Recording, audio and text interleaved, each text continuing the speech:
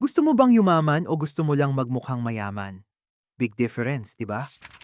Sa mundong ito, napakadaling maubos ng pera kung hindi ka mag-iingat.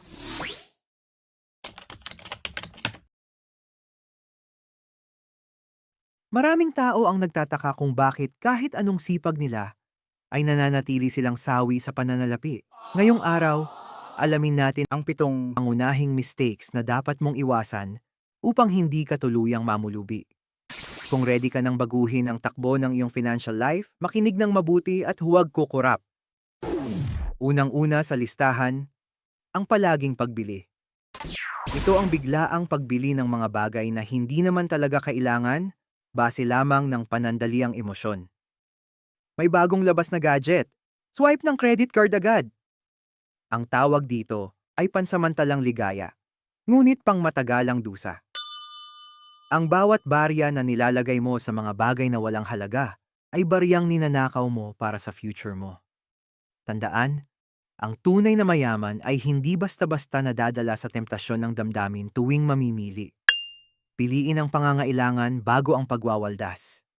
Ikalawa, ang maling paggamit ng utang at credit card. Maraming tao ang nagtuturing sa credit card bilang madaling pagkukunan ng pera. Isang malaking pagkakamali.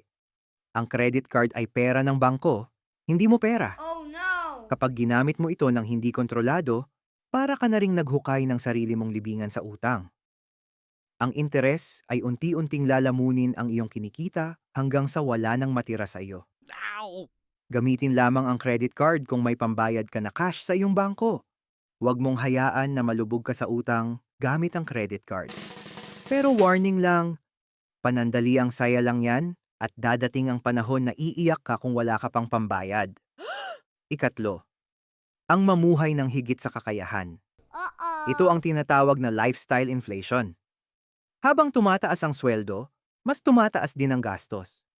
Imbis na ipunin ng dagdag na kita, agad na naghahanap ng mas mamahaling tirahan, example apartment, mas magarang sasakyan, o mas madalas na pagkain sa mga mamahaling restaurant. Kung palaging mas malaki ang iyong nilalabas na pera kaysa sa pumapasok, kahit milyon-milyon pa ang sahod mo, tiyak na mauuwi ka sa zero. Ang susi sa pag-asenso ay ang pagpapanatili ng simpleng pamumuhay habang lumalago ang iyong kita. Pause muna tayo, paki-subscribe muna itong channel, paki-like, and share na rin. Tara, samahan mo ako hanggang dulo. Ikaapat, ang kawalan ng malinaw na plano o budget. Uh-huh. Ang paggastos ng walang sinusunod na guidance ay parang pagmamaneho sa gabi nang naka-off na ilaw sa kotse. Hindi mo alam kung saan ka pupunta at tiyak na mababangga ka. Maraming tao ang nagtataka kung saan napunta ang sahod nila pagkatapos ng 2 araw. Nangyayari ito dahil hindi nakasulat ang kanilang mga priority. Ang paggawa ng budget ay hindi pagdadamot sa sarili, kundi pagbibigay ng rule sa iyong pera kung saan ito dapat pupunta, imbis na magtaka ka kung saan ito nawala. Ikalima, ang pakikipagsabayan sa uso o social comparison. Ito ang tinatawag nating inggit syndrome. Nakita mo lang na nag-post ang kaibigan mo ng bagong shoes o vacation sa ibang bansa. Gusto mo na ring gawin kahit hindi mo naman kayang ma-afford. Ang pagbili ng mga bagay para lamang mapahanga ang mga taong hindi mo naman gusto ay isang mabilis na daan patungong kahirapan. Ang tunay na yaman ay hindi nakikita sa panlabas na anyo, kundi sa nakatago, savings, sa iyong bank account, at mga pamumuhunan. Ika-anim, ang pag-iwan sa pera na natutulog lamang. Maraming tao ang natatakot mag-invest o mamuhunan dahil sa pangambang malugi.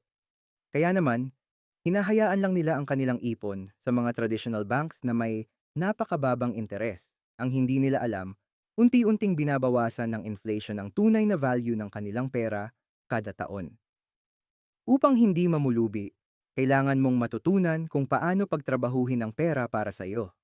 Mag-aral tungkol sa stock market, negosyo, o ari-arian. Huwag hayaang mapag-iwanan ng panahon ang iyong pinaghirapan. Ikapito, ang kawalan ng emergency fund. Ang buhay ay puno ng mga hindi inaasahang pangyayari. Maaaring biglang masira ang sasakyan, magkaroon ng medikal na pangangailangan, o mawalan ng trabaho. Kung wala kang nakatagong pondo para sa mga ganitong sitwasyon, mapipilitan kang mangutang na may mataas na interest. Oh At kapag no! nagsimula na ang cycle ng utang, napakahirap na nitong takasan. Ang emergency fund ang iyong shield laban sa mga biglaang problema mo sa buhay. Wow! At natapos mo rin ang video na ito.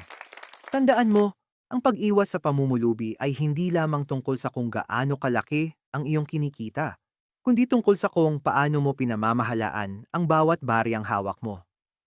Ang disiplina ngayon ay ang kalayaan mo bukas. Naghihirap ka man ngayon. Balang araw ay mararanasan mo rin ang nararanasan ng mga mayayaman ngayon. Again, huwag mong kalimutang i-like, share, at subscribe para updated ka tuwing may bagong video upload sa channel ko. Magkita-kita muli tayo sa susunod na video tungo sa tagumpay. Kaya mo yan! At manatiling ngumiti sa kabila ng mga problema. Maraming salamat!